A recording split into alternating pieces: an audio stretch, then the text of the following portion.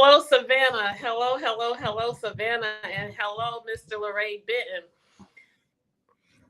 Good It is, afternoon, good evening. it is indeed a good evening.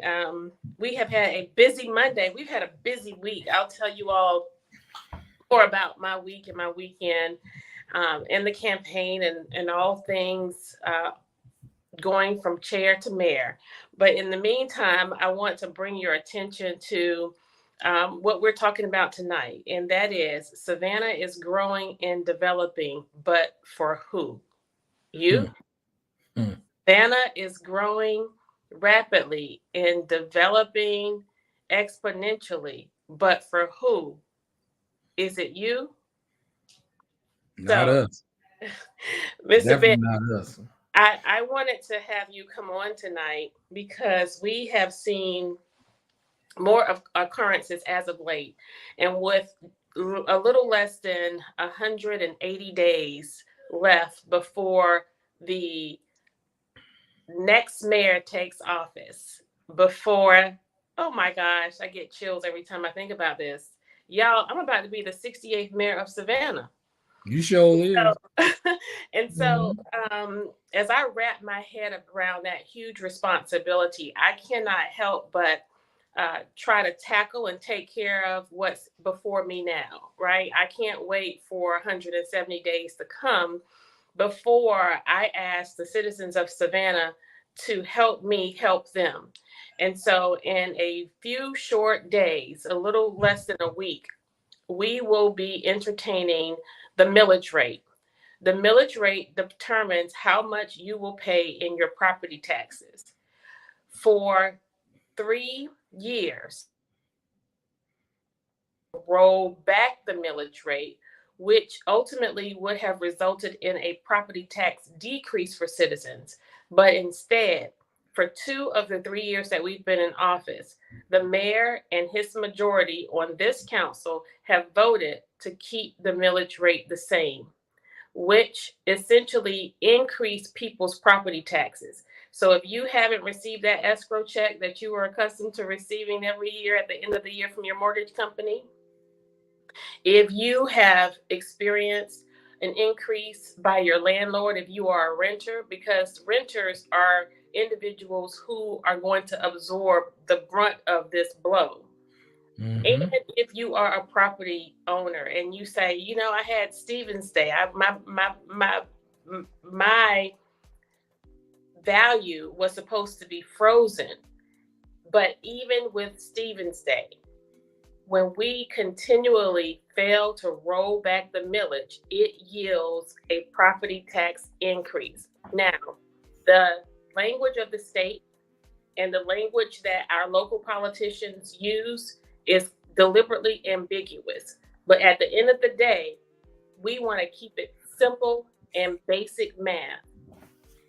And the bottom line is you tell your representative and you tell your mayor and you tell your at-large representatives that you only want what will yield a property decrease. So let's not Mm-hmm. talk about increasing your taxes. Just ask for what it's going to take to yield a property tax decrease. And I'll tell you what it's going to take. It's going to take this council rolling the millage rate back.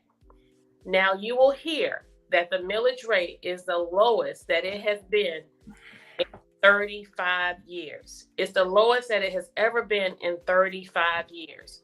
Well, I submit to you, it's not the lowest that it could be.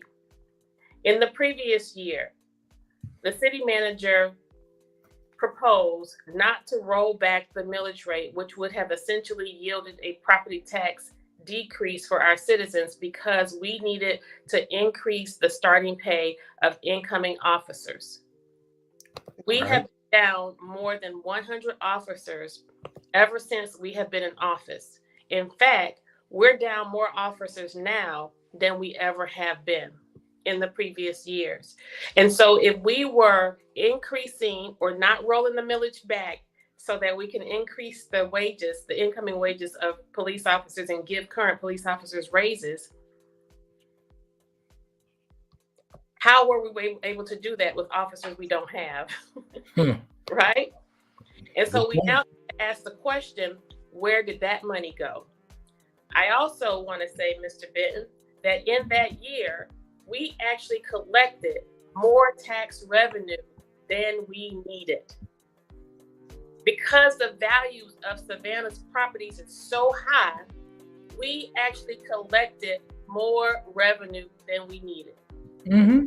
And so with that, again, where did that money go?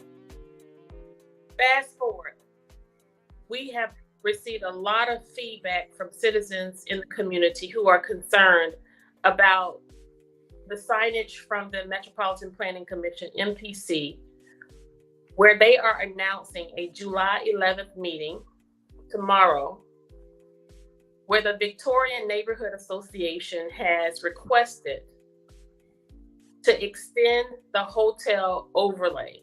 Mm-hmm. The first alarm was sounded when someone saw the signage in front of Caton Homes. And then as we drive around the community, we see that signage in some of our most vulnerable, but today's standards, coveted neighborhoods.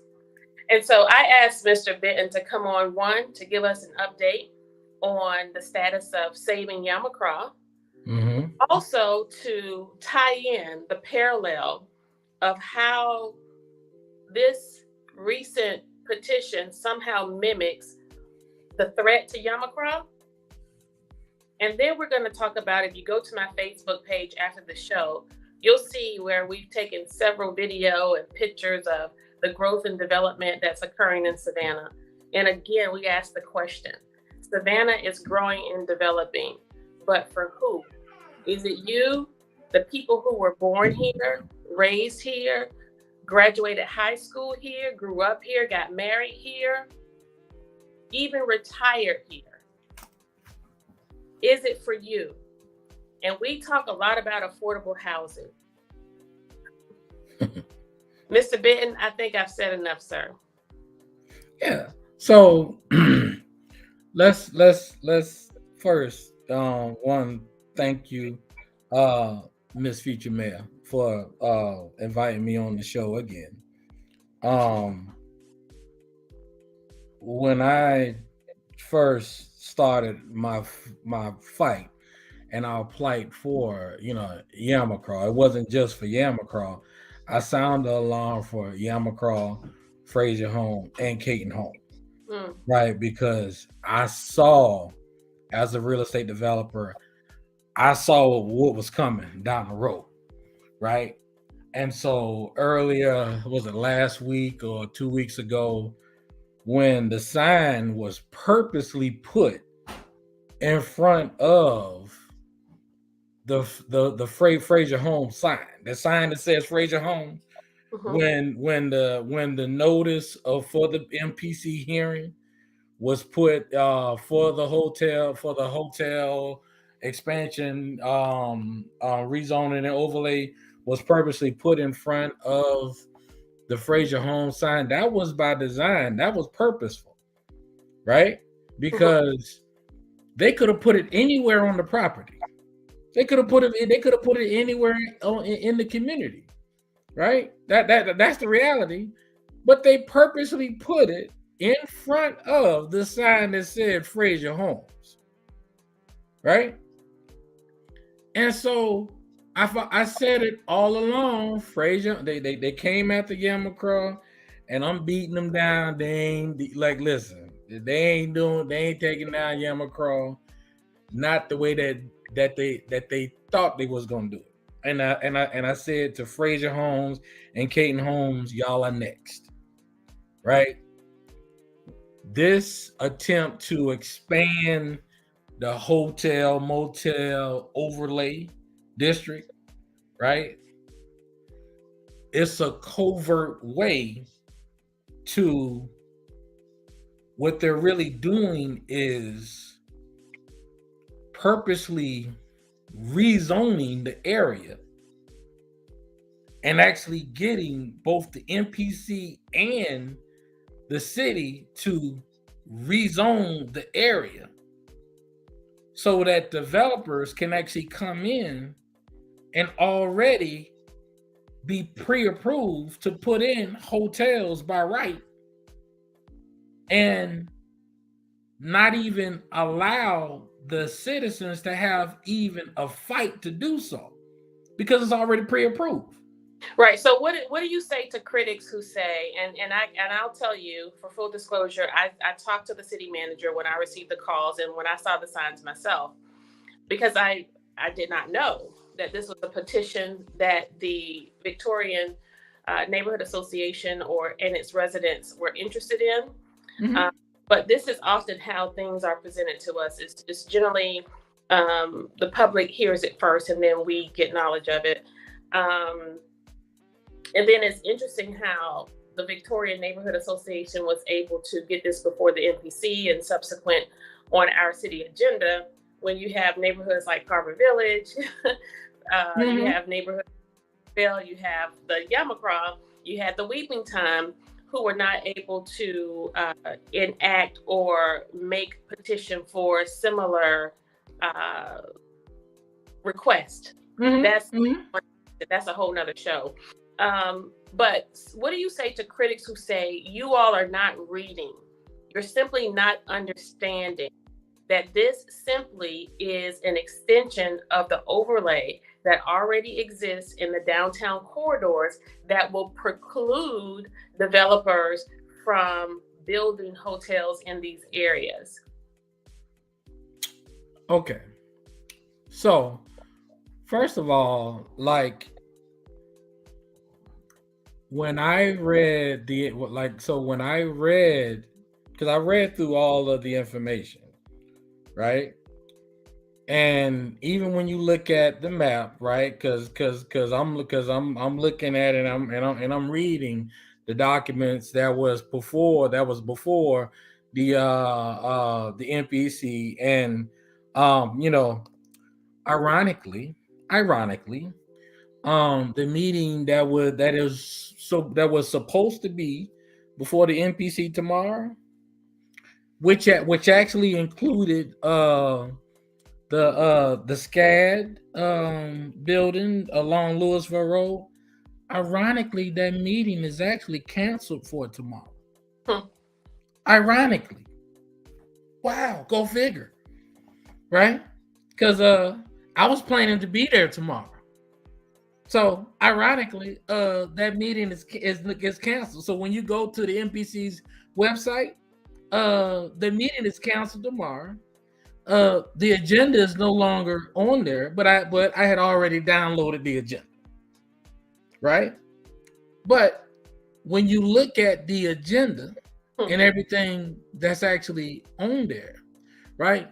What people don't understand when you talk about a overlay zone, right? So overlay is the same thing as a PUD, right? Or a PUD is a planned unit development. Right? So what that does is it gives the developers by right? What it does is it sections off a large acreage or a large area of a city, of a county, of whatever. But what it does is it actually pre-plans a large area of a city. And it automatically pre-approves certain developments by right, so that the developers don't have to come back before the city council, or they don't have to go back before the public by right, because it is already approved one time. And thus, that's why you have a lot of the environmental injustices that we see in the Carver Village, Cloverdale, Carver Village, Brickyard, mainly Ogeechiton area, where you have lots of manufacturing plants. It's why we see a lot of what's happening out in West Chatham. It's why we see a lot of what has happened in our West Side corridors. So I think people become numb to this maneuvering, if you will. Yeah, no, and see what they try to do is, you know, they try to say, oh, you're not reading this right, right? Oh, oh, well, you're not understanding the ordinance right, right? You know what I mean? You can pull that over somebody that don't know, right? I know what I'm talking about, right? And the sad part about where we are and where I'm sitting, I see a lot of what I consider gaslighting. I see manipulative movement. I see a lot of, phraseology, if you will, that is used with certain groups and organizations where your leader is talking over your head and talking at you as opposed to talking with you. And I specifically asked you to come on tonight because um, a lot of what you experienced, went through, and are going through with the Saving Yamakra uh, development is eerie similar to what we now are seeing going on with this latest petition. I mean, I have never seen so many of those NPC signs out at once surrounding an entire corridor. A corridor that's already undergoing mass gentrification, a corridor that is coveted and vulnerable all at the same time. And so, while we are continually sounding the alarm, because we only have one Lorraine Bennis and we have one Yamakra, and you all have expended your own personal resources. You, along with your mother, Georgia Benton, and your entire family have invested time, talent, and resources. Again, I asked you to come on because of not only your experience, but your background and your expertise. Tell us a little bit about your background, your expertise, and then tell us what people who are advocates and proponents of Fraser Homes and even those in the Victorian district who think they may be doing the right thing by their neighborhood, just school us and tell us what they should be doing and what we should do next. So again, your background, expertise, experience, where we are with Yamakra, and what these people need to be doing going forward. Okay, so one, I'm a PhD nuclear physicist. So, and I'm actually a federally government trained nuclear reactor inspector, federal government inspector, and environmental inspector. So, trained by the federal government, period. So, everything in regards to the environment, from OSHA, from the Clean Water Act, from EPA standards, I've been trained by the federal government, from federal regulations to state regulations to city regulations. I've been trained by the federal government, so I know them, from the federal government to the state government to the county government to the city government, all the way down. I'm also a certified community development entity through the Department of Treasury New Market Tax Credits, specifically for the state of Georgia. So, with that training and certifications, you can't talk over me, and I know it from the theory all the way down to the laws.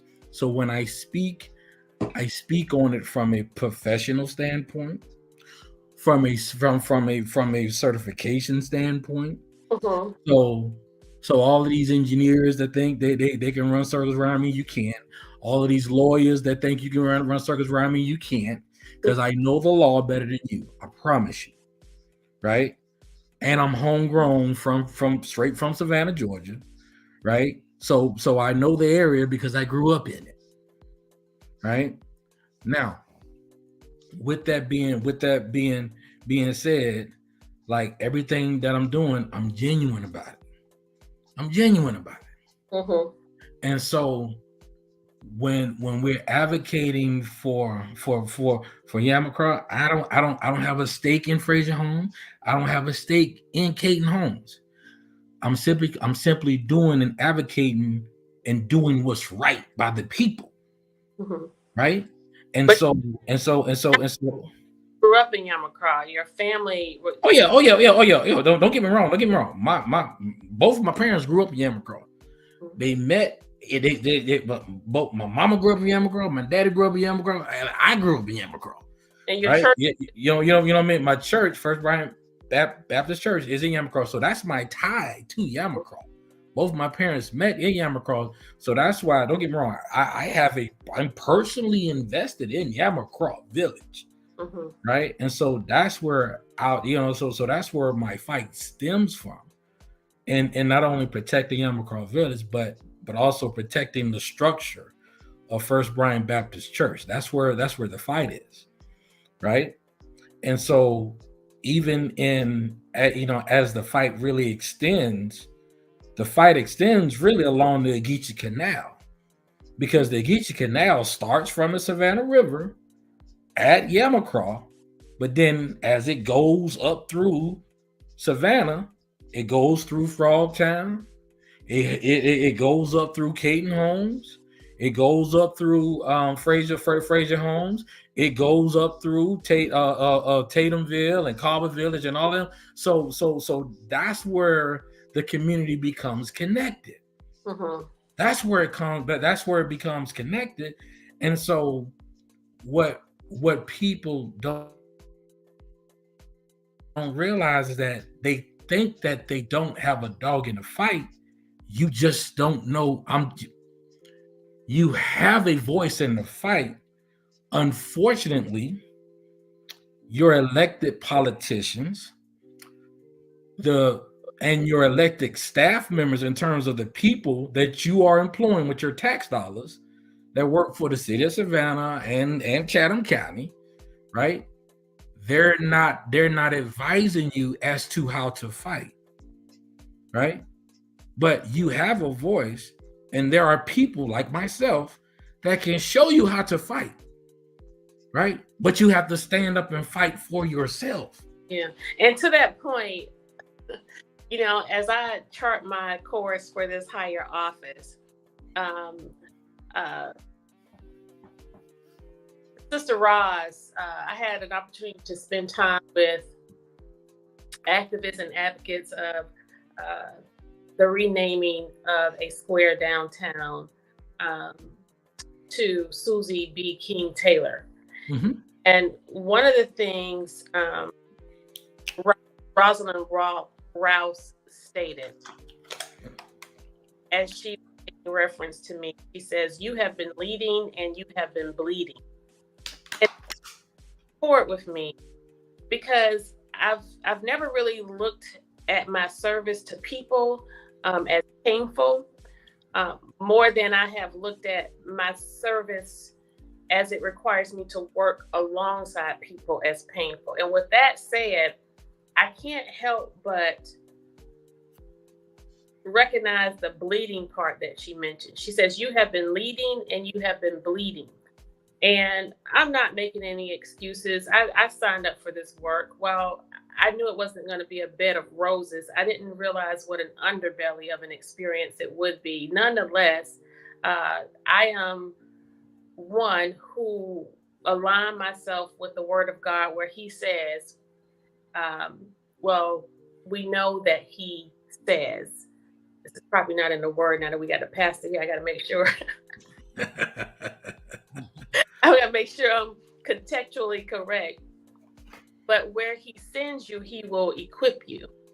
And that, I have not shuddered. I have not faltered.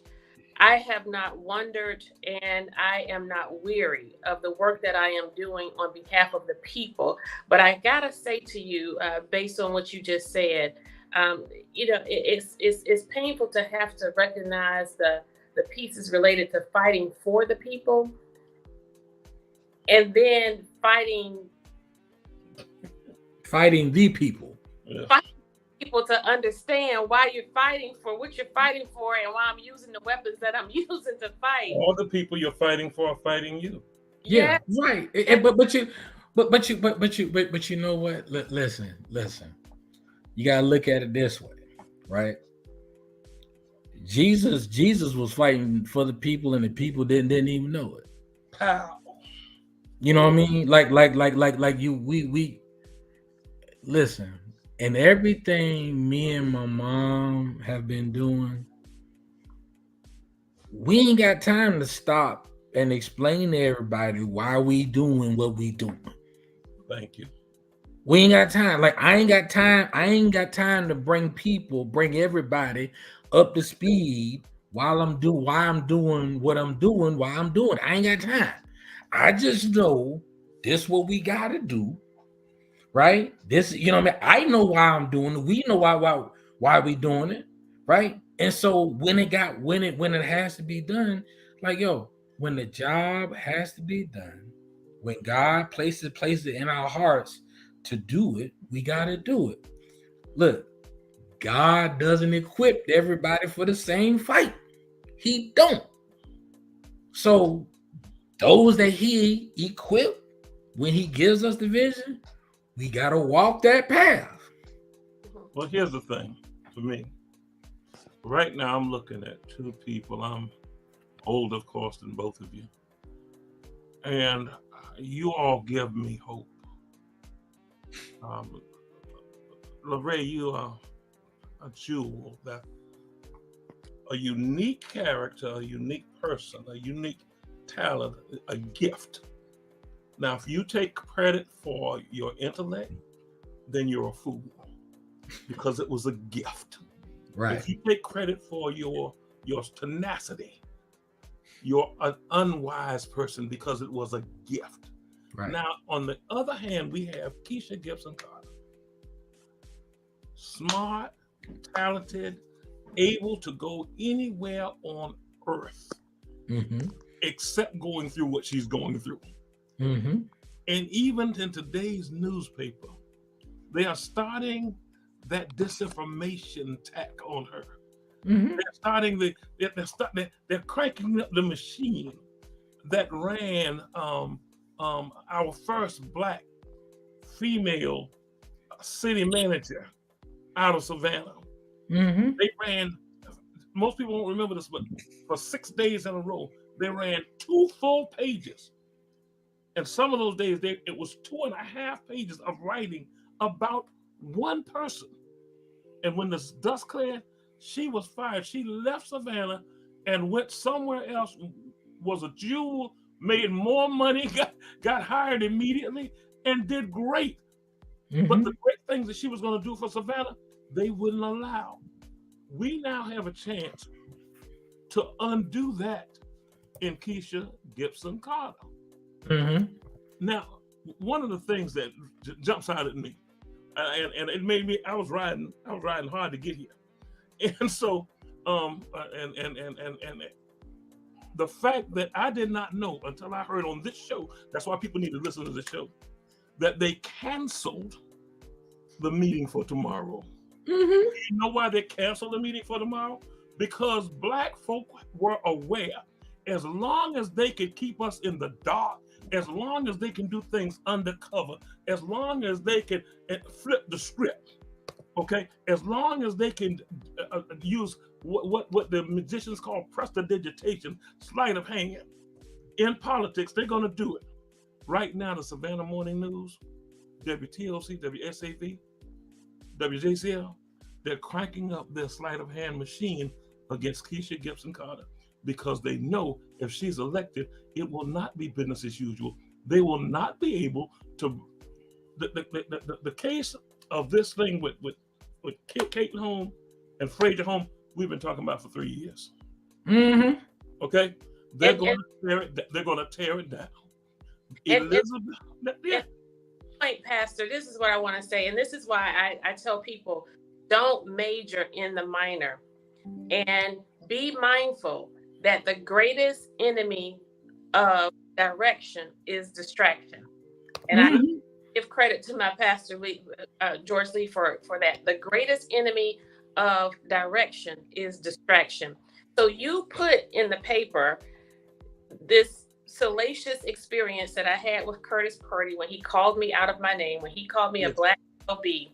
You used the picture, but you didn't the words. You didn't make mention to any of that, but you use my face and my name, clickbait, and you do not make one reference to the efforts that I put forth on council, where homelessness is concerned, where reducing crime is concerned, where my advocacy to make this government more transparent, to cut wasteful spending. You do nothing with the work that I've done to provide more support to our police officers, to roll back the millage rate. They take up space in the paper at a time when this local government, in 2 short days, will be entertaining increasing property taxes for citizens. But this is what Bill Bowers takes up space with. And so we want to remind Savannah Morning News that this is not our first rodeo. We've been here before. And I want to lead you and introduce you to Mark Massey, who is the clerk of the city of Savannah.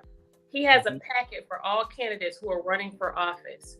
And so for all the takers at Savannah Morning News, I'm just simply asking that you show yourself. You show yourself and make known who my opponent is. Because, you know, I'm not just running against Savannah's opponent who's currently in office. I actually have to run against the media affiliates. I have to now run against the local newspaper. And I say to the people who are advertising with these outlets, be aware, because more citizens than none are waking up and they're not buying the bad news. But Pastor, I wanted Lorraine to take us to this one final point, and I want to come back to this whole media piece. The Canal District. We have an image that we want to put up, because there was a headline, speaking of headlines, Pastor Small, there was a headline that acknowledged that the city of Savannah was in current negotiations, unbeknownst to me, and at large sitting on council. Garnered the most votes in the 2019 election, only second to Alicia Miller Blakely. We didn't know that we were in negotiation with the Savannah College of Art and Design in the development of the Canal District.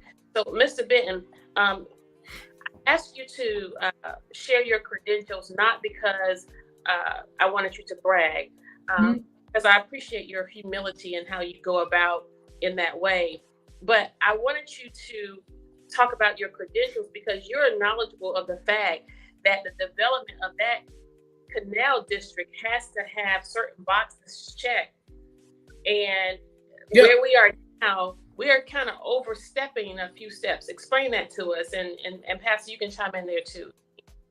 Yeah. Okay. So for one, what a lot of people don't know is put the picture back up. Yeah.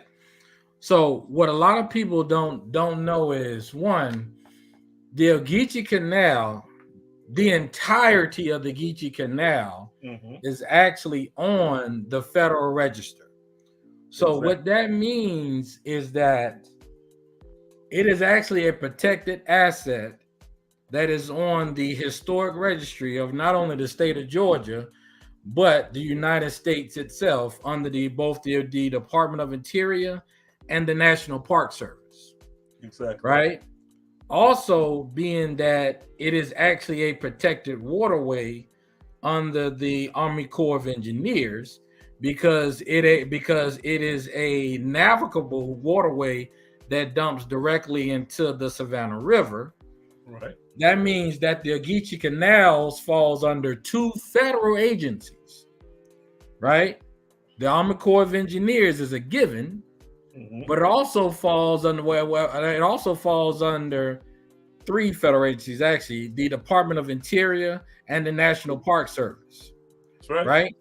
So what that means is that, just like in Yamacraw Village, HUD actually required Earlene Davis and the Housing Authority they actually required them to actually do a section chapter 36 CFR section 106 historical review 106 for Yamacraw Village, right? Because what that historical assessment is, it has nothing to do with HUD.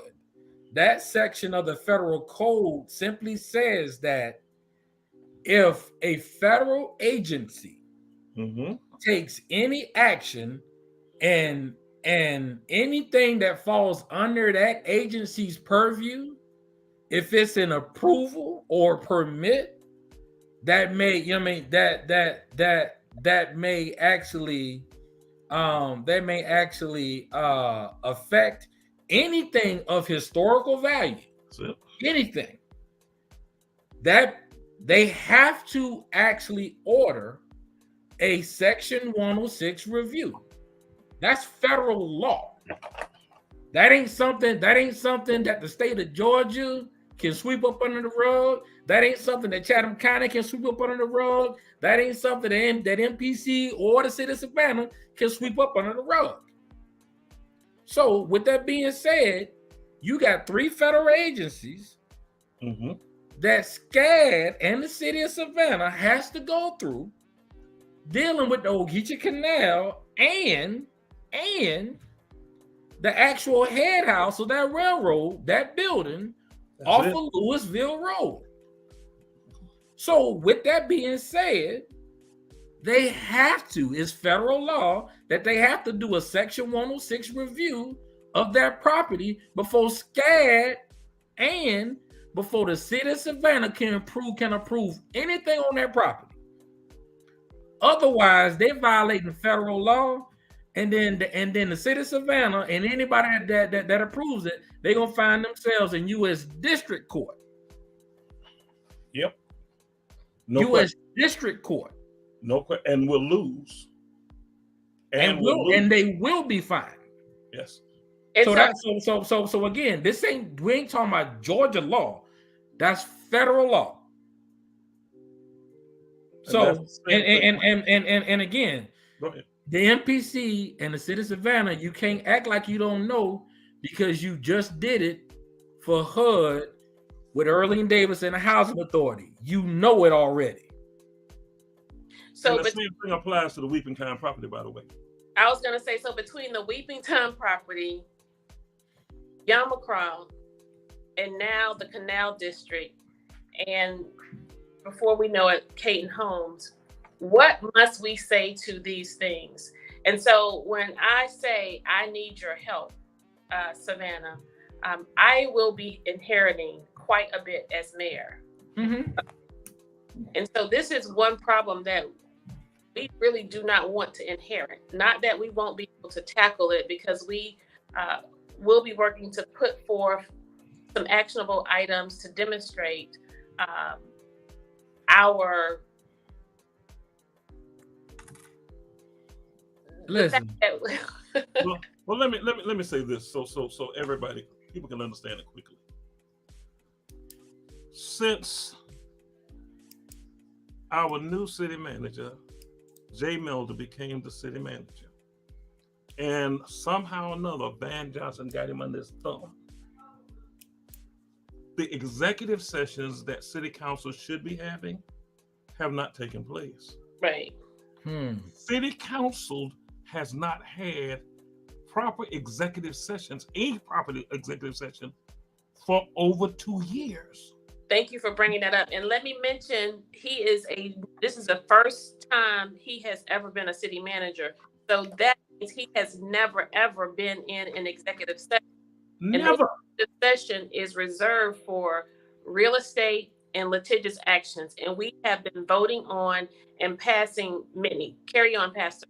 Well, the thing is, no government, no corporate entity, no county commission, no school board, no city government, anywhere, I said anywhere in the state of Georgia, goes 2 years without an executive session.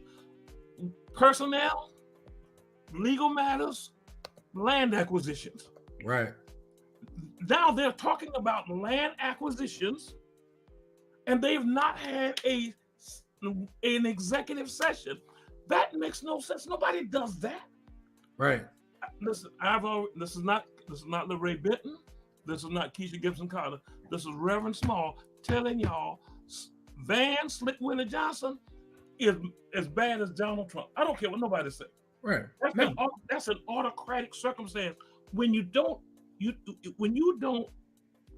do what elected officials are supposed to do by rote, by standard, by everybody does it. Actually, Reverend Smalls, you know what it's called? It's called a violation of your fiduciary duty. That's what it's called. And listen, that's in Georgia. That's in Georgia legislative law. That's a violation. That's actually a violation of not only your oath that you took when you actually raised your right hand and said, I, Van Johnson, would actually do what's in the best interest of the city, other people of the city of Savannah, right? But it's also a violation of the charter of the city of Savannah. It went something like this: without fear, without favor, or affection. And I just want to acknowledge that this is a nonpartisan show, and I definitely appreciate the analogy. But I have to say, it's nonpartisan, but not me. I have to say this. The impact and the implications that these actions and past actions will have on our citizens, Democrat, Republican, Black, white, male, female, gay, straight, will signal the difference between the people who were born here, raised here, grew up here, and even those who retired here. It is going to signal the difference between them being able to afford to live here and have to move from here. Listen, I had a friend who I graduated from high school with here in Savannah, Georgia. I lived at 36 in East Broad, and she lived on Anderson Street, right across from the St. Pius Center. She spent over 20 years in the U.S. Armed Services. She came back home to visit her brother, who now lives in Port Wentworth, and she had to stay in a hotel in Pooler. Because she had to go that far out to be able to afford a hotel. And her brother lives in Port Wentworth because of the housing market here in Savannah. That's right. And so these are the implications of what we see. And then I had a white woman reach out to me and say, Keisha, between my husband and I, we have 4 degrees. My landlord just went up on my rent. We have not been able in the last 2 years to save enough money for a down payment for a house. And my landlord just went up on my rent. I am so depressed because we have 4 degrees between us and we can no longer afford to live in this city. Oh, that much. And listen, and let me point out one thing. I want to point out one more thing before we move from SCAD and their planned, right? So if we can put the SCAD plan back on the screen, because I want to show y'all something, right? So if you look here, right? Go back to the previous one. So the building that y'all see here, that's the original road, the head house, and the building there that's currently there now, right? That's what's currently there now. That's the historic building, right? That's there now, right? Exactly. Now go to the next picture, right?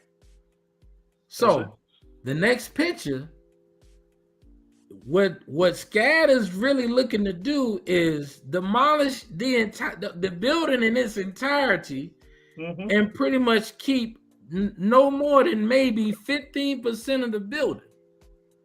So from a historical standpoint, and I'm saying this to all of my historical preservationists out there, right? That's sitting on the MPC, because it's going to come before you, right? they're looking to demolish and eradicate the history that's there, right? Mm-hmm. So really, not only do you have a federal issue in terms of the Clean Water Act with the Ogeechee Canal, now you have a historical issue, right? Because now you're erasing the history of all of really the Black history of all of the Black men and women that worked and toiled at that building. Yep. That was loading and unloading the ice, the actual groceries, the goods that was actually coming through there. So and the thing is, SCAD, they got enough money where they can actually preserve and the actual building as is and build up the same way the JW Marriott preserved some of the building that was down there at the electrical building, the way they did it down there on the waterfront. The power plant. Yeah. Mm-hmm. So if they wanted to preserve the integrity of the building as it's sitting there, they can do it. From an engineer's perspective, if they got to spend more money. No, so what? You ain't paying no taxes. Zero. So you can do it. Every building and every piece of land that SCAD acquires in the confines of the city of Savannah comes off the tax roll immediately. Every building, more than $300 or $400 million worth of real estate has already come off of the tax rolls. And on top of that, the city of Savannah right now, what's on the agenda for the 27th of July is an absolute increase. They're saying they're going to keep the millage rate, but if they keep the millage rate with the properties being assessed at a much higher rate, everybody's taxes are going to go up, everybody's rent's going to go up, everybody's real estate. If you've got a naked lot, it's going to go up. I agree, but then also what SCAD is also not showing is this, right? So also in order to build what they're trying to build there, right? Mm-hmm. They're going to have to shore up the Ogeechee Canal at that point, right? Yes. What they're not showing is what effect that's going to have on the Ogeechee Canal downstream, which is Yamacraw Village. Exactly. Ain't nobody showing that. Mm-mm. So when you look at the agenda, when I clicked on it, I clicked on every link on the NPC agenda. You don't see look. You don't, which is canceled now. Like right there, like I said, tomorrow's meeting is canceled. Right? It's on there. Like I ain't making this up. This is directly from the NPC website. That's right. Right. Like listen. Look. Again, when I clicked on everything on the agenda, right? Nothing on there said anything about this is the effect that the SCAD development is going to have downstream, right, on the Ogeechee Canal to Yamacraw Village. So again, there was nothing in the MPC staff report. There was nothing in the city report. So again, right? Mm-hmm. You want to, it's okay for the white folk to build what they want upstream, but you're not concerned about how that's going to affect the black folk downstream. I'm gonna say it exactly what it is. Well, and to that point, Mr. Benton, I was at the Carver Village Neighborhood Association meeting tonight, and so that would be considered upstream, right? And so no one has had a conversation with the residents there, and so I say because your cousin, I think you said the chairman is your cousin, Pastor. You need to talk to him. I was essentially muzzled tonight for simply acknowledging to the residents the obvious. And the obvious is I've been in office for 3 years. And Carver Village has been complaining about essentially the same thing for 3 years. 3 years. The drainage, the flooding, the encroachment of businesses and manufacturing companies in and around the neighborhood. And I simply wanted to remind them that while they have a very capable, able, and accessible district alderperson, she, along with myself and Alderwoman Miller Blakely, we serve as the minorities on council. And by minority, I mean in number, by votes. We are outvoted every single time. And we have been iced outside of the legislative process, which is inclusive of an opportunity for us to present, introduce, and acknowledge a piece of legislation, an idea, an opportunity for communities we represent. That's right. Opposite of our city's charter. Amen. In March of 2020, you can go back and look at the meeting, a vote was taken where it takes 5 people on council to put forth any legislation that's consistent with making anything a policy, an ordinance, or new rule or opportunity for our community. Mm-hmm. That, my friends, happens nowhere in the United States of America. Nowhere. Great city of Savannah, in the great state of Chatham. And I simply was sharing with the chairman that what Carver Village needs, want, and have been advocating for since we've been in office, in the face of the attempt to adopt a T-SPLOS, a transportation local special option sales tax, in the face of trying to take this big grab for lost. The county just grabbed this enormous amount of money from the city of Savannah. Yes. In the face of now taunting a millage rate increase where every municipality in this county, Chatham County government, the Board of Education, and the city of Savannah, all at the same time, are entertaining the possibility of not rolling back the millage. And this all in the face of major federal subsidies that these municipalities have received. Mm-hmm. Chatham County, the Board of Education, and the city of Savannah all are recipients of ARPA dollars via Biden's rescue plan to the tune of over $200 million. Mm-hmm. Wow. Board of Education, 60 for the city of Savannah, and 55 million for Chatham County. How is it that these political representatives lack that much compassion? In the city's case, we're talking $7 million. Can I tell you how many times I've tripped over 3.5 million walking in the door of City Hall and flushed the remainder down the toilet? Mm-hmm. We have enormous acts of wasteful spending. And how is it that we can attempt to pass on a tax increase to our citizens amidst this fiscal volatility? And so as we go forth, when we try to explain these things, when I tell you that the citizens of Savannah have been gaslit and misled for so many years, it's like this adage that goes, people want simple leadership. They want to believe in a leader that they can trust.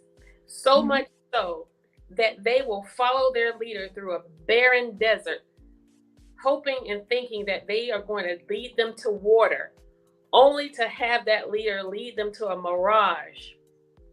Right. Of what water is, and those citizens will drink dirt. They will drink where we are.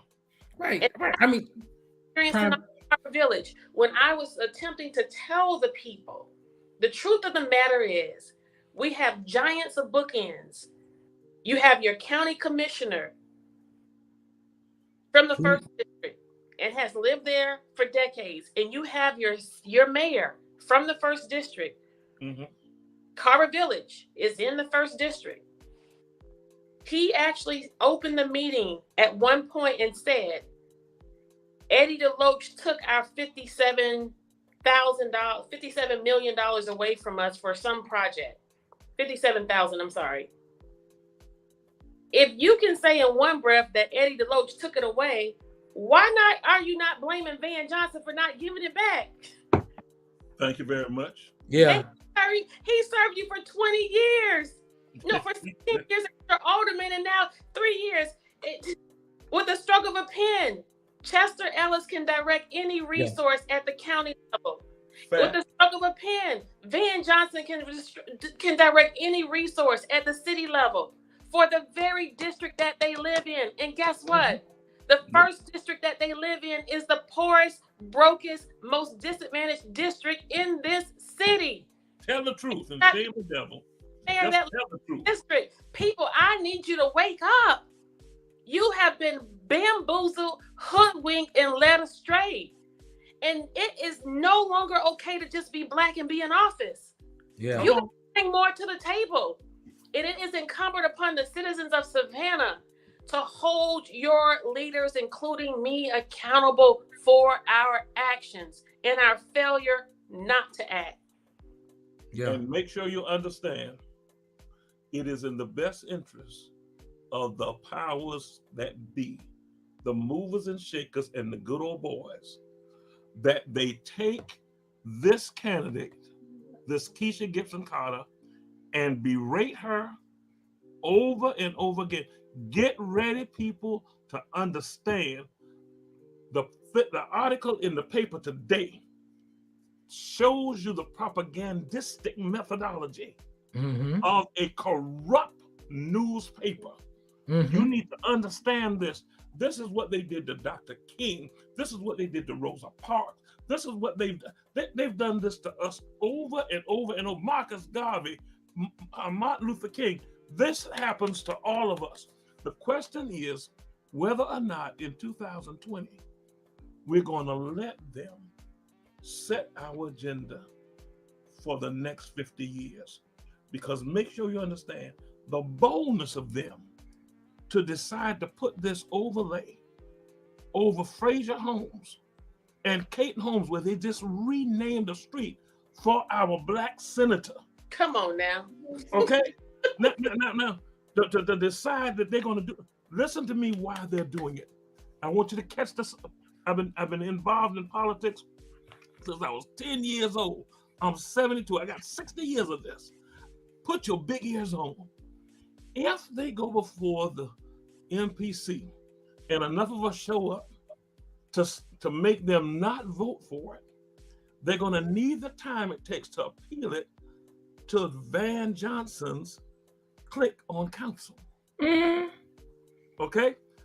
So more than likely, I just want to make sure, I'm not a prophet, but I am a prognosticator, and I'm here to tell you that this is where this is going. They're trying to squeeze this in on a just-in-case basis because they believe, and I believe they believe, that Keisha Gibson Carter will beat Van Johnson in November. Yeah, well, okay. and they've been fighting her. They've been fighting her from 3 months into her term. They started disinformation on her in March and February, the year they were elected. And every once in a while they say in the paper, she would be such a political force if this were not the case. If that were not the case, guess what? She is a political force. Whether what they're saying is true or not, they are definitely scared of us getting a real African-American mayor who will be fair to everybody. Exactly. Pro-business, pro-development, right? But also pro-working class, right? Pro-poor, right? Pro-black, pro-white, pro-Hispanic, right? Pro-gay, straight, pro-fair, pro-right, pro-justice. She wants to get it right. They don't want her in because they won't be able to steal enough to pay $14 million to put bricks on Broughton Street. Right. And listen, Pastor Small, let me back you up on that. So Why is it that, right?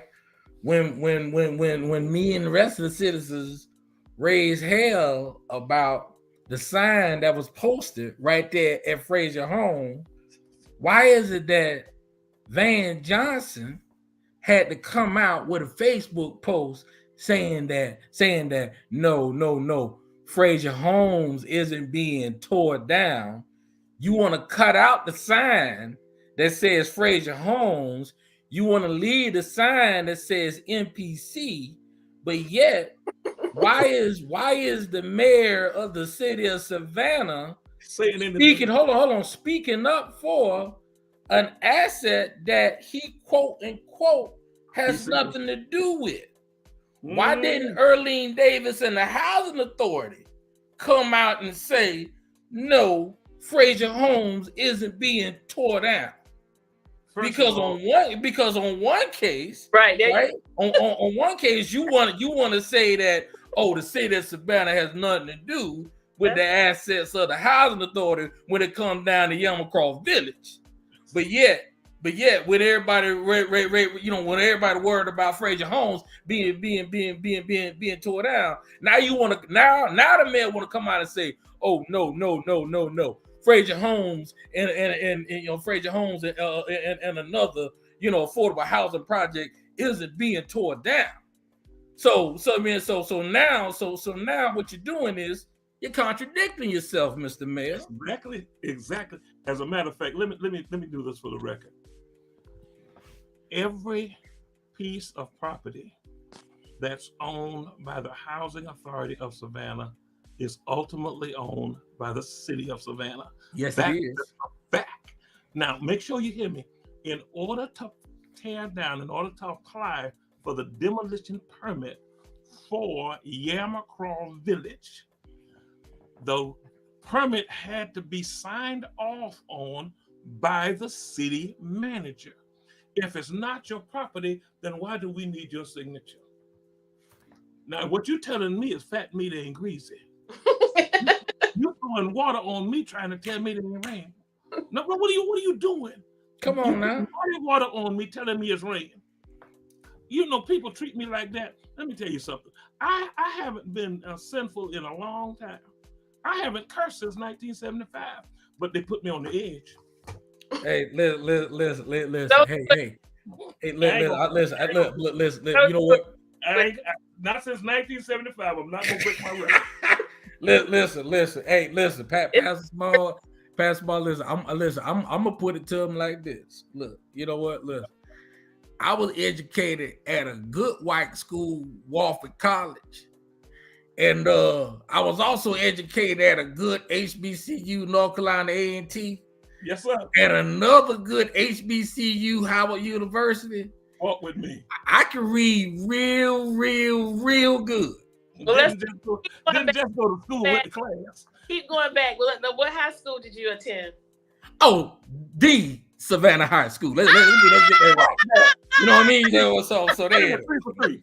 3 for 3. 3 for 3. What middle school did you attend, sir? Hubert Middle School.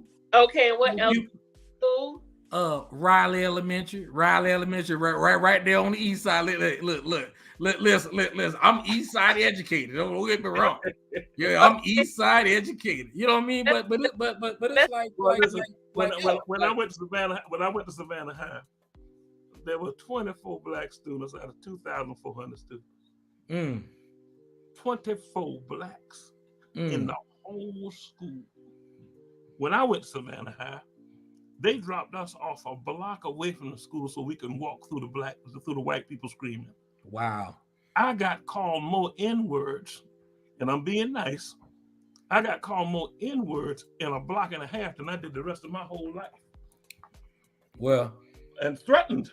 Listen. Beat down at 15 years old. Walked in that school on my 15th birthday. Pastor Smalls, listen. You looking at the first black football player to ever graduate with a physics degree from Wofford College. What you say?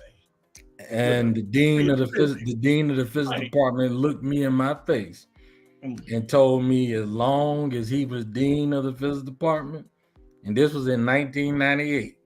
Ooh. He told me that I would never graduate with my degree in physics. And I told him straight up, well, you must not know me or my mama. So Yes, sir. you might as well listen. I was like, well, I'm here now. I came in major in physics. It is what it is. I graduated with my degree in physics, and when he wouldn't sign my card to sign me up for my classes, guess what I did? I signed his name for him. So, just like Malcolm said, by any means necessary. By any means necessary. By any means necessary. Now, when you said that, I think about three ladies. So that like I lived that. I think about Georgia Benton. I think about Frances Bright Johnson, and I think about Mamie Small Williams. Mm-hmm. Man, we wouldn't be nowhere. I mean, we wouldn't be nowhere. We wouldn't know how to think. We wouldn't even know how to act like men if it wasn't for them strong women. And make sure you understand, we are sharing the screen with her offspring. Her name is Keisha Gibson Carter. Ah, there it is. Mind your business if you don't know. There it is. So if you don't believe it, tell somebody anyway.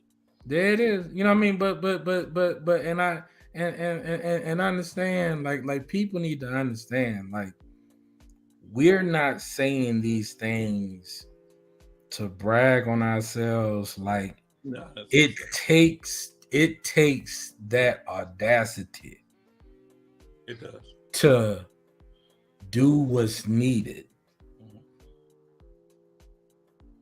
for our people, and just for people, period, to thrive and to just get the right thing done, period.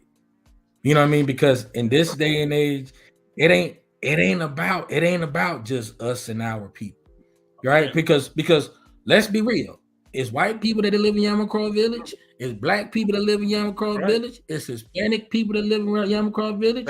You got young people, you got veterans. Like, yo, it's just people. You got straight people, you got gay people. It's just people. What they don't even understand about the elders that live in Fraser Homes. They don't understand that there's a whole row or two of old folk that live in Fraser Home. What's going to happen to these people? Tell me what. I make me want to scream because they don't think it through. People in leadership, when you're elected, you're supposed to get your nose to the grindstone. You're supposed to do the research. You're supposed to understand the impacts. No, how can you move? How can you shut off 315 viable houses with no place for these people to go? Listen, and when on that, you ain't even got a plan. No plan. Actually, you ain't got a plan. You ain't got a pipeline towards you're building more not even affordable, low income housing to put them in. You know what I mean? And I gotta say this. To all of our so-called cornerstone of the communities, they're in Fraser Home and Caton Homes, Connors Temple, Garvin Temple, all of the churches there. God said, go out. That's the word. The Great Commission said, go out. Well, don't even go to out. It said go. Just get up and go. If listen. That's and see that word. That word. Really all I'm saying. Listen. All I'm saying. I heard the first word was go. Go. You right. You know better than me. Go. Listen. What I am saying to the churches in those communities is simply this. Federal law is in place. Federal law is in place for you to be the developers of your own communities. and do it in the way to whereas you control. If don't get me wrong, if these communities, do we need redevelopment? Yes, we do. But we can do it in the way to whereas the churches in those communities, you control it. And you do it in the way that it's in the best interest of those communities, and the communities and those churches benefit. Even if it is a hotel, you can benefit. It's federal law. But here's the key to this. Watch this. If they move all the black folk out of the city, then who's gonna come to your church? Hello. I'm just telling you. See, for a few months, they'll probably drive from Pula or Port Woodward. But as soon as Mr. Slick, good preaching, sit, scream, and squall, spin around 2 times before he split, get up in those churches in Pula, you ain't gonna have no congregation. It's gonna be an exodus. If they listen from downtown. Listen. If they get rid to help the community around you. If they get rid of Fraser Home, if they get rid of Caton Home, Connors Temple, you ain't gonna have no congregation. Garvin Temple, you ain't gonna have no congregation. It's getting thin already. Listen, because listen, I promise you, like Yamacross, like First Brian, we understand. Well, let me just say, if you fight for the people right, you baptized 13 people yesterday. If you fight for people right, you would have baptized 13 people yesterday, Mr. Litway. You would have, if you fight right, if you do it God's way, He promised that He look out for the people. Right. And listen, and look, like I'm not I'm honestly, I'm not trying to call nobody out. I'm my mama child. I'm just being straight. Well, you better than me, because I'm calling them out. Wait, you know I'm better than me, Pastor. The question is, we have been hard because hard has been necessary. Yeah. And I feel better serving right now than I ever have. It's still difficult, it's still hard, but it's not as hard as it was in the beginning. And it's only because of platforms like this and pastors like Leonard Small, who stood in the gap and stood on the wall for us. And I do want to say, we have been hard on pastors and churches, and I have to take a back seat to being hard on pastors because I was always trained. You don't put your mouth on the pastor. So I tried very hard not to do that. But there are some who serve as buffers and provide cover as opposed to coverage. And there are some pastors who try to mediate as opposed to getting involved and just calling things as they are, which has set us back tremendously, because I feel strongly that we should not have had to wait for another election season to vote somebody out to get it right. You know why? Because between the time we came into office in 2019, we have lost more than 10,000 working class and African Americans from this city. Mm-hmm. And that's by design, deliberate. And it's only because we had people from our faith community who are by far the strongest when it comes to our political system in this city. They were on the bystanders because we are majority African American. But in season and out of season, whether you are it doesn't matter. We shouldn't align ourselves with friendship, relationship, and kinship. Mm-mm. I've had to make those tough calls. I've lost some pretty powerful friends, and people who I thought were good friends until I stopped being good for what they wanted me to be good for, right? And so for those pastors who have reached out, who have provided support, and who have aided us, and I have to give a shout out to where I worship every Sunday morning at St. John Baptist Church, to say thank you, but we need more. We need more of you to stand up. We need more of you to respond to the call. And we need you to, well, I'll put it this way, Pastor. If you're not going to support us, don't get in our way. How about that? Well, that's your position. But I'm on the what would Jesus do thing.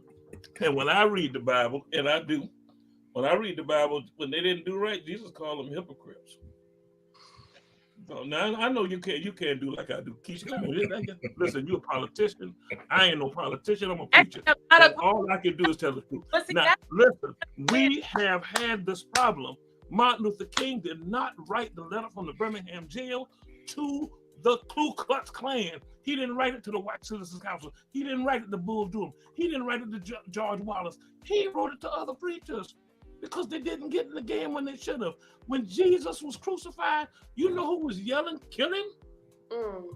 The clergy.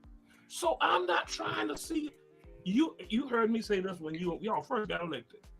I don't even go and ask them to join me.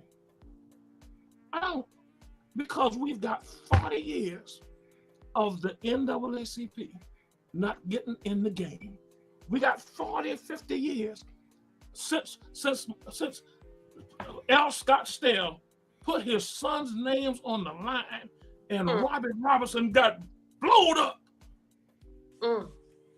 with preachers not saying, I've got blood in this thing. I stood outside on Alcorn Street and saw them bring my friend down. I saw his blood and guts in the ceiling. This is not a game for me. A lot of people say they're playing a political. They know how to play the game. It's not a game. Not at all. People are suffering. People are being displaced. Those people out there on Abercorn Street, in that tower, the disabled, the veterans on Abercorn Street in Chatham Apartments, when they just got summarily moved out, go anywhere and hope they can land somewhere. Wait a minute. When Clearview was summarily moved out, and the people who were paying their rent got dispossessory notices, which went to the magistrate court, and our mayor, and I'm gonna say it because he's elected, I helped him get elected. Our mayor promised us he was gonna go to the magistrate court and ask for those dispossessories to be removed. He did that as a soundbite on his show and never made one call to the magistrate, Chief Judge Moss. Never. I had a lady call me just last week about that. And over, think about that. That happened like 2.5 years ago, and it's still affecting that family. Those were families. Those are real people. These are not political pawns. When they put these people out of Yamacraw, and even if they give them vouchers, there are no Section 8 housing. No. And the fact is,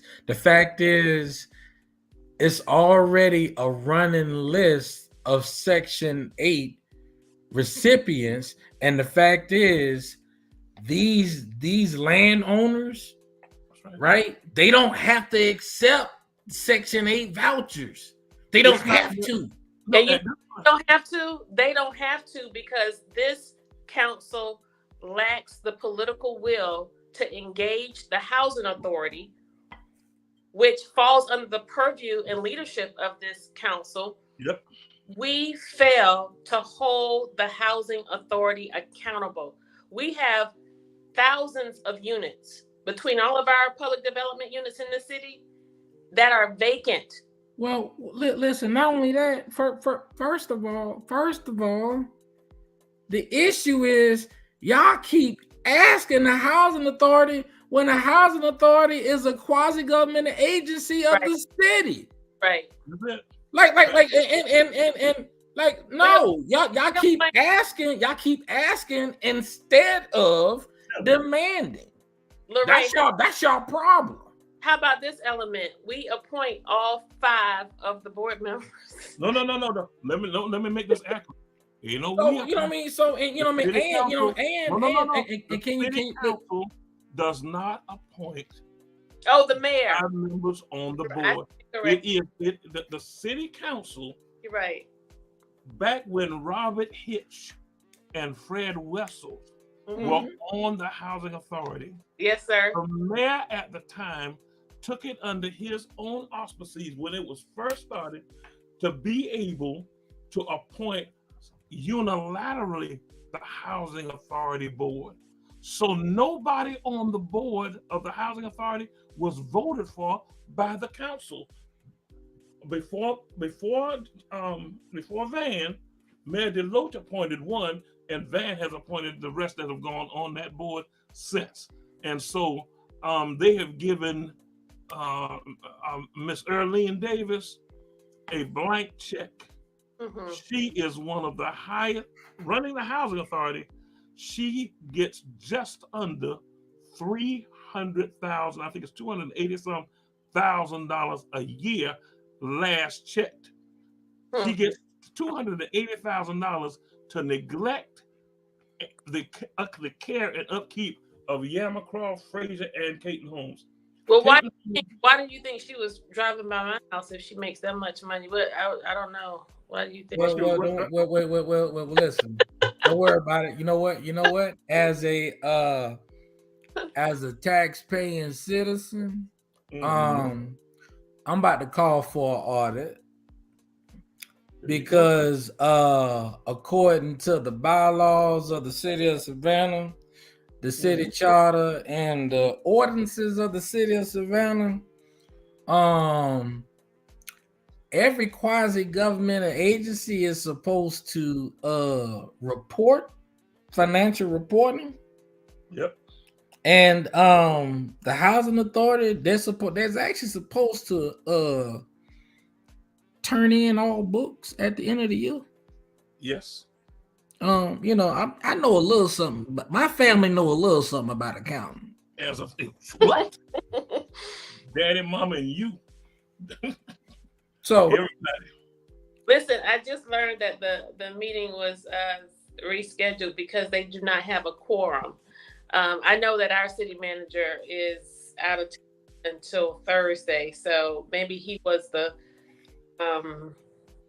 I don't know, three board members of the MPC called in on vacation.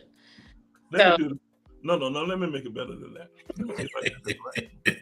But see, I've been a pastor too long for you to. That's ironic. That's goddamn. That's a whole goddamn ironic. No. Let me go ahead and make sure you understand me. I'm sorry. I've been doing this. Yeah, you stop that cussing. Now, but I want you. But I want you to know. No, you need to know this. Who that you know of don't know 2 weeks away that they're going on vacation? Who wouldn't know at this level? Who wouldn't know 3 weeks ago that they were going to be on vacation for this meeting? After you put all those signs out, you put all those signs out, and you don't change it until the day before. Listen, I mean, I was born, early in the morning, but it wasn't yesterday morning. You have not been home, Lorraine. Those signs are all over this entire city. Well, so what do you do? Wait a minute. So what do? You start putting, because you done messed up the date. You messed up the date, so you're gonna start the process over again and hope, as I know they do. Because it's scheduled to the 25th, Pastor. Okay, but you have a PhD in nuclear physics. I've got a PhD in psychology, human behavior. And I'm telling you that the thought is, while it's really news the first time, because Black folk can't we suffer from attention deficit disorder. Oh, yeah, you're right. We got ADD. We need to take our So medicine. the thought is that if we move it, they done work themselves up, then they won't show up. Oh, we gonna forget. Not this time. Not this time, buddy. No, we coming and we're telling on you if they allow us to, but make sure you understand. The same newspaper that put a fair, nice looking, responsible looking picture of the mayor today and put a picture of his opponent standing on the rostrum pointing at someone who had one time called her a girl dog. Mm-hmm. Okay. Now tell me how it is with all the pretty pictures you can get of Keisha Gibson Carter, that's the picture you got to show. Now you just tell me, because I might be stupid, I might even be slow, but if you give me long enough, I'll catch up. Yeah, don't worry about it. You know what? All the pictures you got of Keisha Gibson. Don't worry about it. You know what, Pat Small, don't worry about it. You know what? The 25th, that's fine. That's a good day. You know what? That's a good day. You know what? I'm a good day too. Listen, you know what? I'm a make sure Big Brother be there. In person. That give me enough time to make sure Big Brother is in place. Well, let me tell you this. You all are good medicine. I laugh out loud a lot because it's my coping mechanism for how painful all of this is. But, this isn't supposed to be easy. But we expect for it to be fair. We're going to sign up to fight another day. We're going to stay on the wall. We're going to follow through on our commitment because we don't quit. And we're going to continue. And we can only do that with people with voices like yours and hearts like yours. And I just want to say thank you. And we had a lot of people interested in what you all had to say tonight. So I want to ask that you come back again and join me as we continue this conversation, because what my goal is, as I chart my course for higher office, is to do more listening, whereby we intend to be citizen led and attach that with action, which will be consistent with being policy driven, right? So that people can actually feel what we are saying, as opposed to just talking at them. Mm-hmm. With that said, as we go forth, I want you to commit to come back again, because we want to solve the problem. We don't want to just air the dirty laundry. We don't want to just talk about it. And we've talked about a little bit about what people can. That starts with engaging and activating. It's so encouraging to see people from Victory Heights to Parkside, from Parkside to Carver Village, from Carver Village to Summerside, from Summerside to Tatumville and Liberty City, Wilshire, Colonial Village, to see so many citizens coming out of their homes, denying their dinner table and time with their family and their free time to engage in community. And so we don't take that for granted. Mm-hmm. And while it oftentimes seems as if those little fiery darts that come at us are major and the majority, I really believe that we have more people who are for us than against us. No question. And that is encouraging as we go forth. And so with that, we are going to commit to come back to you, Savannah. We will come back to you for actionable steps that you can take. The vote for the millage rate is on the 27th. The new date for the meeting at the MPC is on the 25th. So we have another week to come together, and we're going to put a plan together. And you're going to hear more from us as your elected leaders and some others as to your call to action, because we can't do it without you. We're just one voice and one vote. But collectively, when we engage and form a unified front, we are a force to be reckoned with. And Savannah, I think we're about to show them something. Now we are. Right. We're going to get it right this time. Yes. Yes. And I can't do it without you. You know, it's campaign season and we're amidst raising funds. I had to turn in a financial disclosure today. And, the job of alderwoman, it pays about $25,000 a stipend. It takes care of supposedly our gas and I have to do hair and makeup, Pastor, so that they can get good pictures of me when they put it in. Well, let me do this. Since you brought up the money, let me make sure they understand about the money. Van Johnson will actually, way surpass Keisha getting money. He's already raised $350,000 with 4, 5, 6 months to go. Okay, nobody's ever spent that much money on a mayoral race in Savannah ever. And the job pays $50,000. No, it gets worse. Watch this. The last time Keisha ran, she raised probably $15,000, $16,000, $17,000 at the most. 11,000 somewhere. It was $11,000. Her opponent raised $200,000. So how did she win? She won by a simple concept that we learned back in the 60s. Money don't vote. People do. Yeah. With all that money, Keisha beat the bricks off of her opponent.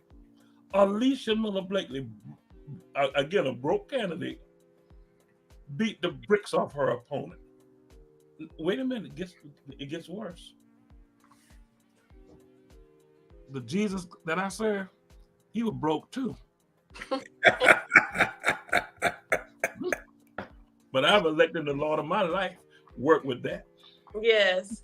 Well, listen, Pastor, I thank you so much. And I thank you for your investment into our daily lives as we go about just that political sounding board. And I want to thank those who have contributed to our campaign. Again, we are running a grassroots campaign. People might say I'm crazy for saying this, but I do not intend to take money from people who do business with the city of Savannah, who are planning to do business with the city of Savannah. I do not want my votes to match my donor dollars. So we are committed to being transparent in campaign financing. We are committed to being that candidate who told you in 2019 that she is not for sale. And we are going to go forth and continually strive to be your humble servant, your passionate advocate, and your bold leader. And with that, I welcome and invite all who would seek to give to our campaign to look at it as an investment into Savannah, as opposed to what others are doing by making a down payment for Savannah. So with that, go to kg68mayor.com. That's kgc8mayor.com. You can visit my website there. You will find a donation link.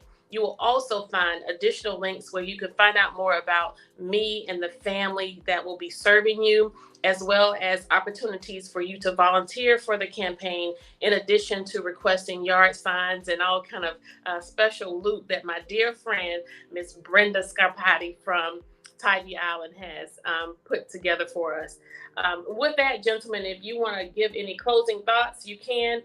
Otherwise, I'm going to say good night to Savannah. I'm out of here. I'm done. And will you promise to come back? Yeah, of course. Okay. Well, I was driving up from Brunswick, Georgia. I'm in a fight down there for some homeless people. Yeah. I'm talking about, Lorraine, you know, preachers ain't supposed to speak. Listen. Yeah, one of our school zones once you got in Savannah, sir. Listen, it ain't a sin, but it is a crime. Nah. Say this. I am not advocating for speeding at all. And Lord knows we need more speed mitigation in our city and in our community, on our streets, especially on your street, Pastor. But what we want to do is we want to make sure that we're being fair and considerate. And so many people have reached out to me complaining about the tickets that people are receiving in our school zones, because they are receiving tickets outside of school hours on weekends and at night. In addition, the tickets are $100 for the first ticket. And so do know that, but we want to be considerate. And we have asked the city manager to revisit how we are ticketing people, and that we acknowledge that that device is there, to give a warning, but also to incorporate a little more compassion and reduce the amount of that ticket. So we've made that request, because I don't know that it takes $100 to get people's attention. I think you'll get my attention with the price of eggs. You'll get my attention with $25.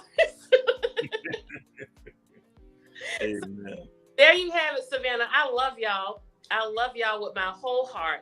And we look forward to seeing you next Monday. And somewhere around the town, you will see me it is campaign season, y'all. It is campaign season. It is campaign season. And so I look forward to seeing you somewhere.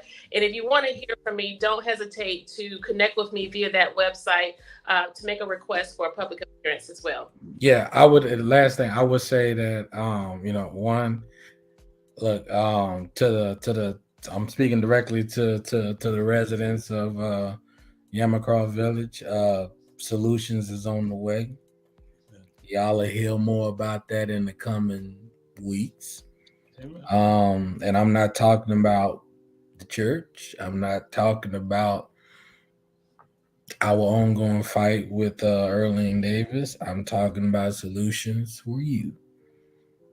All I gotta say is, you got to fight. You got to be willing to stand up, sign up, and fight for yourself. Amen. Resources are here to fight for you. You just got to stand up and fight for yourself. But the resources are here. To Frazier Homes and Caden Homes and anyone else, like, the resources are available. I can show you how to fight, but I can't fight for you. Right. I'm tired. No, this brother's tired. I'm already in the fight. No, you're good. You're good. I can show you how to fight, but I can't fight for you. Yeah. But if you want to stand up and fight for yourself, look, bring your own advocates to the table. We can show you how to fight. Yeah. We're going to continue to join forces and connect you to other people who can help to undergird some of this. I'm encouraged. There are more advocates and activists on the way to help you all out, as well as you too, Pastor, with the Weeping Time and all of the efforts that you're putting forth in Brunswick. Help is on the way. Help is on the way. Help is on the way, because you have been a helper to us. And so I would be remiss if I did not say, because every time we mention Yamacraw, I promised her mom, Mr. Treya Gilliard, that I would mention the life lost far too soon of Ray Gilliard, who was killed in Yamacraw Village, and is still unresolved. And so if you have any information, please reach out to authorities. In the meantime, say her name, Desiree Gilliard. Desiree Gilliard. Good night, Savannah. I love you. All right now.